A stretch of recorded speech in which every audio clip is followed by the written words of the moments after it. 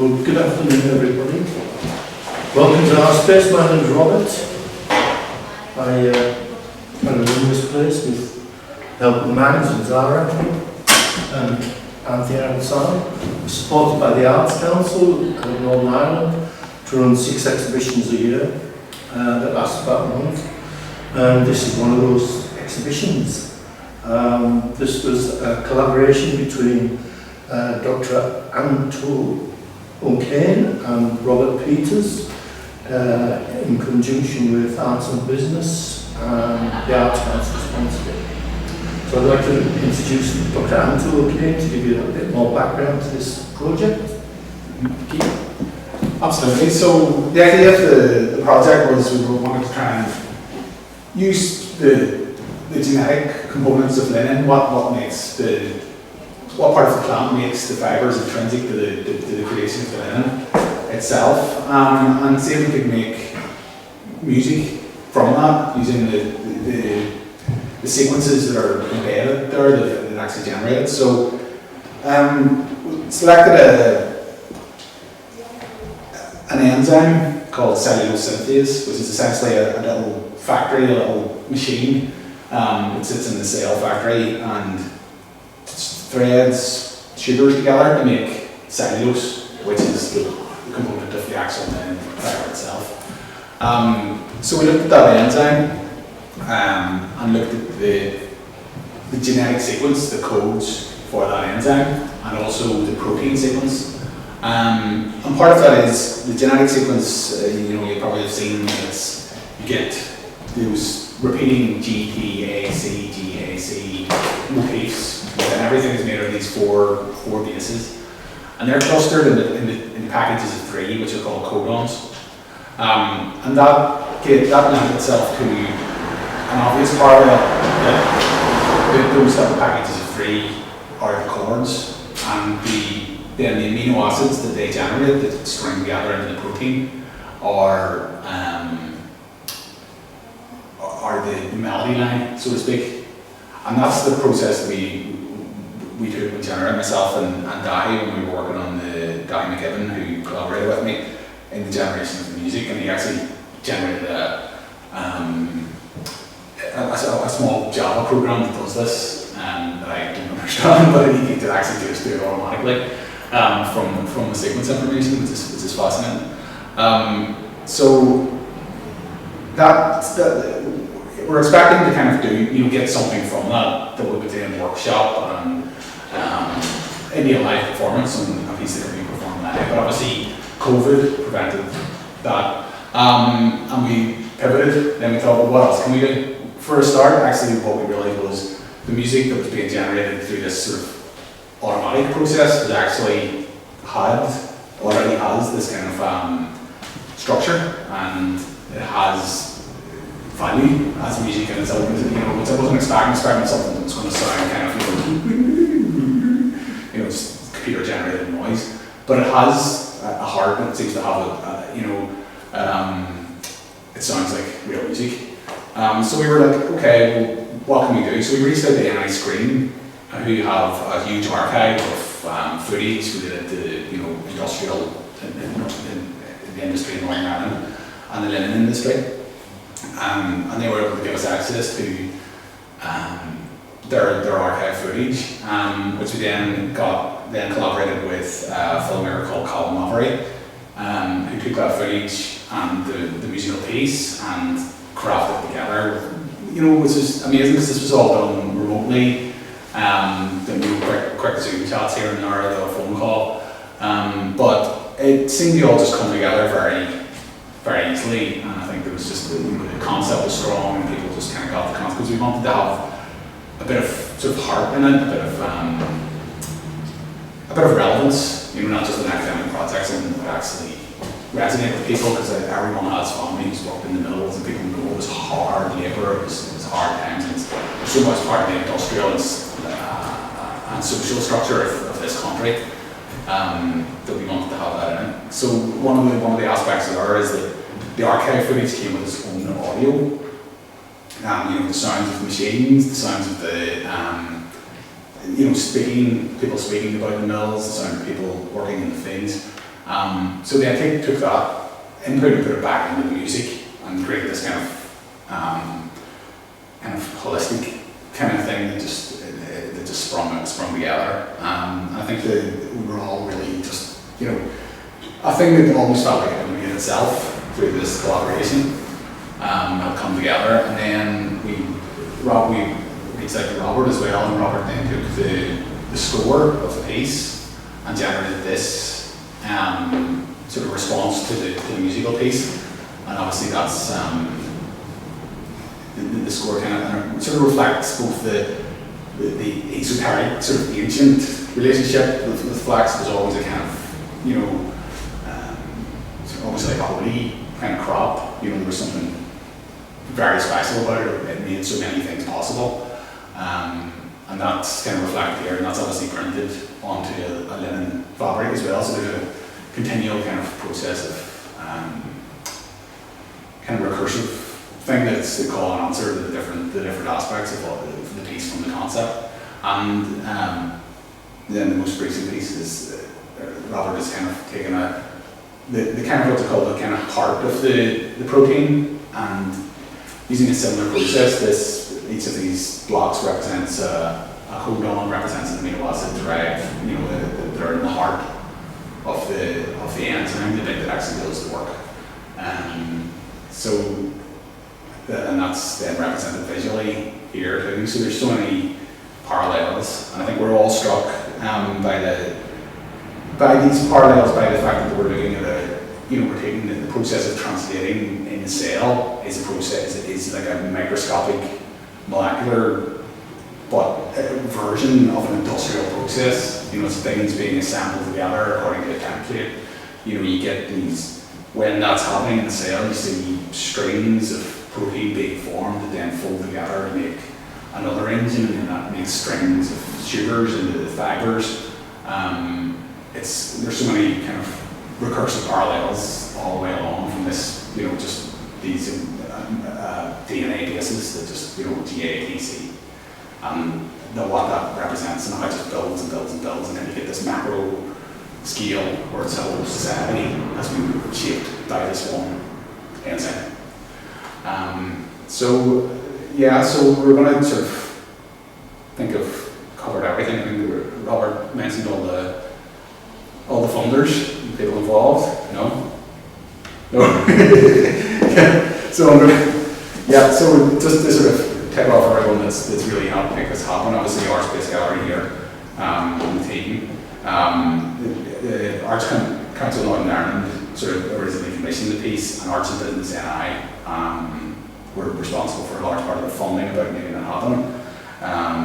This further phase has been brought to us by Arts Council Northern Ireland Lottery, and we also sort of like to reach out and thank Francis Jones and Sinead at NI Screen, and also the NI Science Festival have been involved. They incorporated the piece into their program as well earlier in the year. So I think that's everyone.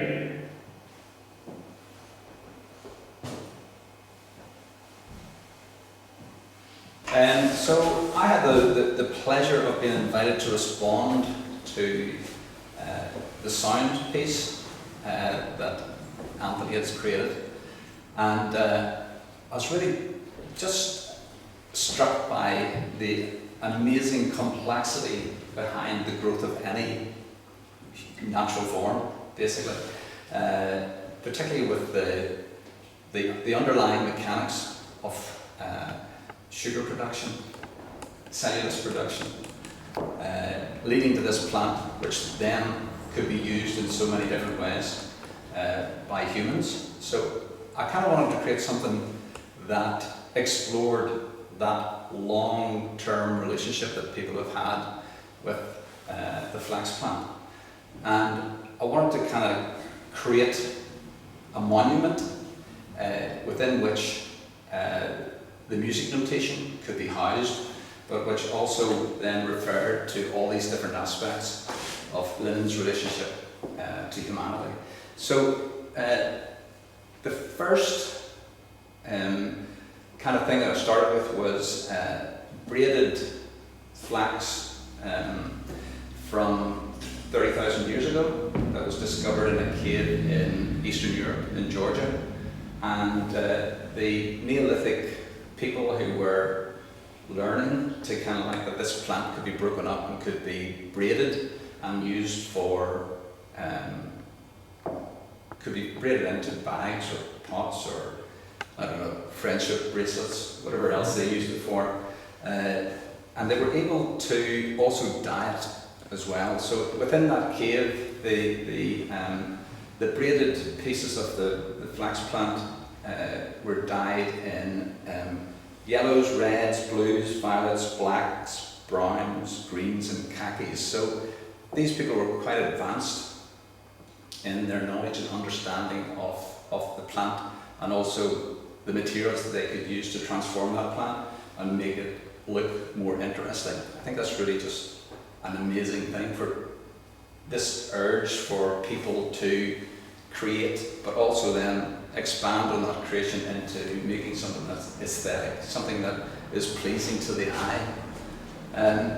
Then the next place that my kind of research led me was to the Egyptians, of course, who we know used linen for wrapping their mummies, but they also used it for clothing, and it was very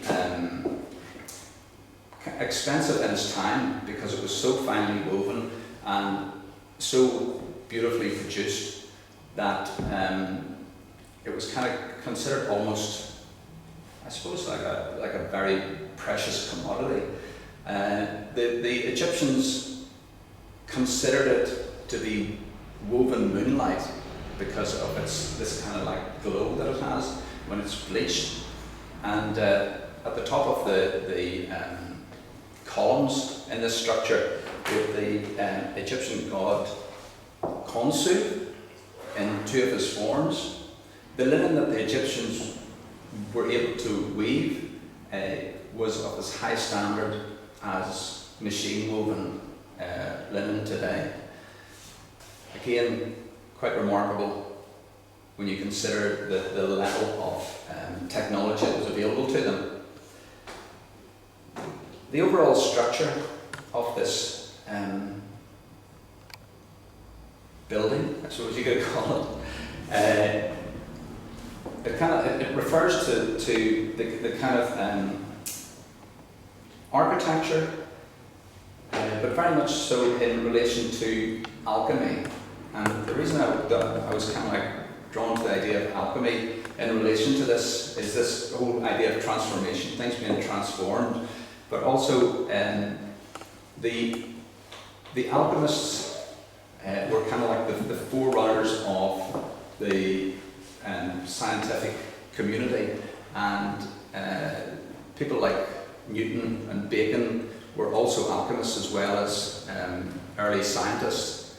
The kind of shift from that kind of magical view of understanding nature to moving to more mechanistic understanding of nature all took place around that period in the 17th century. And it was driven a little bit by the Counter-Reformation that was taking place across Europe, and a period when anything that was associated with magic might be seen to be something related to witches, which might lead to you being burnt. So obviously, if you were anyway a clear thinker, you might say, okay, well, I'll leave the magic bit out and I'll go with the more mechanistic way of trying to understand nature. And the Royal Society then was set up in and around 1660. But that architectural thing that the alchemists had was really tied to the idea of God being an architect and God being the architect of the universe. And the beauty underlying architecture in terms of the geometry of it were seen as these kind of like eternal truths that transcended time, that they would be true in whatever period you're in. They would be true whether you were on this side of the planet or the other side of the planet. They're facts that you can't deny in a way, and for that reason they hold a certain kudos for the scientific community. The other side of that development of the scientific method, of course, led eventually to the development of industrialization, and industrialization led to this huge growth of the mills, of the linen mills, the work being mechanized, and the experience of the workers being really it was quite a difficult environment to work in the early mills, and of course the whole notion of alienation from your work was kind of like came out of that experience of the workers.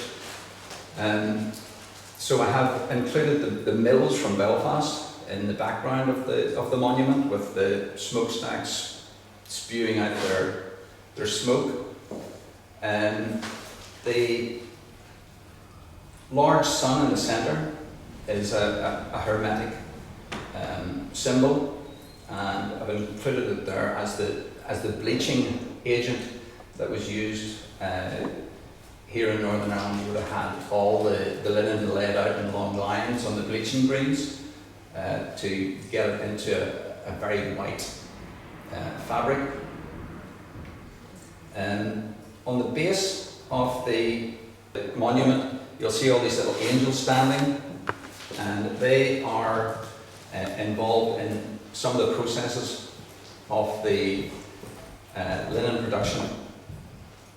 So this is the 7 angels of the apocalypse who were dressed in linen, and linen is mentioned 104 times in the Bible in 90 verses, and it was stood for kind of purity, and it was used for the curtains in Solomon's temple as well. But I like the idea of these angels, instead of coming down to earth with the cups of God's wrath to wreak havoc, to get them involved in something a bit more positive in the linen production. So they're each been assigned different tasks, and I took the same images from the large wall hanging, and then incorporated them into wood block cuts.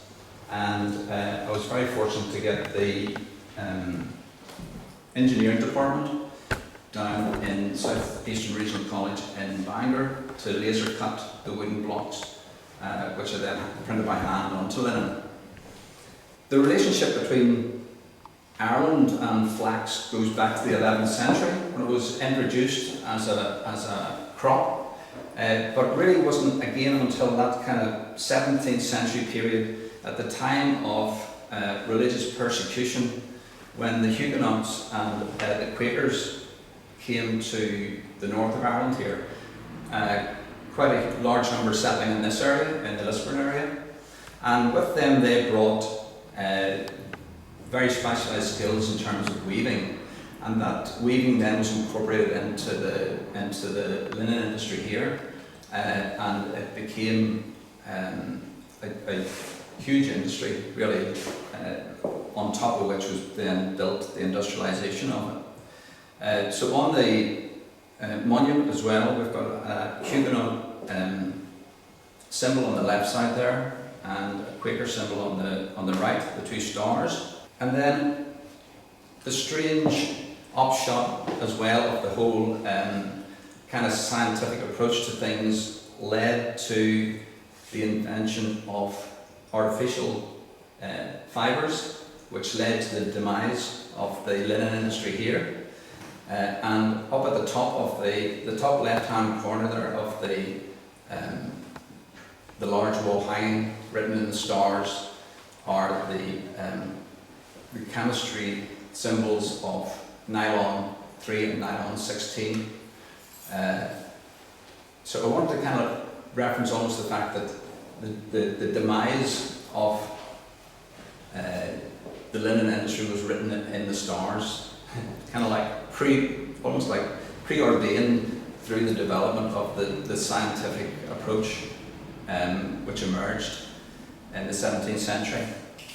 And then the little quote at the bottom there, I'd come across that, and it's by a writer called Polly Devlin, and she says, "It was a tedious old crop, flax right enough, and it was a hungry, greedy crop too, but the fields around the Cleggan were good flax fields, and there was money in it. I miss it, its beautiful blue colour. The fields were the colour of the summer sky, and when it was scotched, it was so golden that it burned and glimmered as the sun and moon had mixed and fallen onto it." So it's kind of like a circular kind of relationship between the moon and of the Egyptians, and the moon as referenced here in terms of what a way of kind of like observing or perceiving the fabric itself. And then across the bottom is the Latin name for the plant, Linum usitatissimum. Still can't do myself. Okay. Well, what's interesting about that word is that it means most useful, and as you can see and we know from what it's been used for down the centuries, it is a most useful plant. So the other pieces that are in the exhibition, some have been created especially for the exhibition, some have been created from past exhibitions.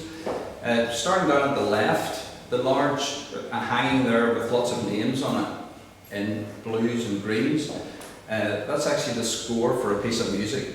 It's the names of independent flax growers that were operating pre-industrial time in the Banbridge area, and I took any letter that corresponded to a note and translated that into a soundtrack that accompanies a video, and the little code to the left of it will take you to a link to a YouTube video, and the video combines hand-worked flax and machine-worked flax overlaid each other, and it's the piece is called Araquin, and it's really about a whole loss of a way of life through the industrialization of linen. Our 7 angels of the apocalypse are all involved in the different some of the different processes involved in going from flax to linen. So you've got the sewing, the pulling, the rippling, the threading, the breaking or bracking, and the hackling and the spinning. And these are digital collages, so they're kind of like pulled from old images relating to old religious images, and also things relating to magic as well as relating to the actual production of linen. But I just love it. I always love these kind of like old images of angels with their cloaks all folded. All those folds that are in the cloak, I was kind of like fascinated by how observant the artists at that time were in relation to these long flowing cloaks. But I'm also thinking in terms of the linen, that they're never going to get those creases out. So the next piece here on the right is the collaboration between myself and Anthony. This piece here, I wanted to do something with Anthony in terms of creating a piece of work that we could both contribute to, and we talked about this underlying structure of the linen plant and the role that DNA and RNA plays in the process. And I wanted to kind of create something that derived its form from that form. But I really didn't know how to go about it. So I was fortunate we met and had a conversation about it and emailed each other about it, and Anthony very kindly pulled together one of the sections of the DNA in relation to the amino acids that were produced through the interaction of the DNA and the RNA.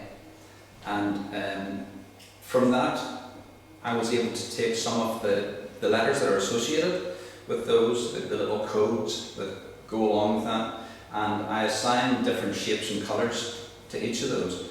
But what I did was I took it back again to this notion of magic, and the symbols are the symbols for the four elements of earth, air, fire and water.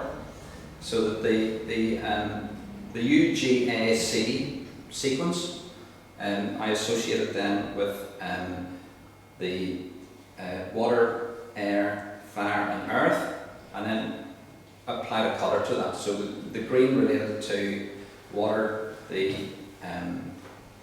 blue to air, the R to the red to fire, and brown to earth.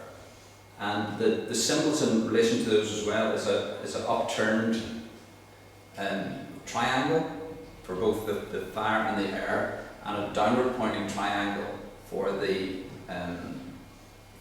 earth and the water, and then just the colours associated with those as well. So each of the little blocks relates to one of the little sequences that are here within that part of the plant, part of the strand of the DNA, and it's trying to get a kind of like a pictorial representation of that, but I didn't want it to be totally mechanistic, so I used liquid watercolour on an on-sized piece of canvas or a piece of linen, so that the action of the relationship between the water and the fibres meant that they would bleed a little bit, and the colours sort of bleed in through each other and create other colours through their interaction. And that idea of these four particular elements within the DNA and the RNA being combined in all these different changes create everything that we see, within nature. And the whole notion of, what interested me was this whole notion of people looking towards mysticism or magic for a sense of specialness, or kind of like there's something out there. But actually, the amazing thing that is already here in terms of the material quality of everything, every aspect of life, which is so incredibly complicated, and yet is based on these very simple codes. I just think it's like mind-blowing. Like talking to Anthony, it made my head spin a couple of times.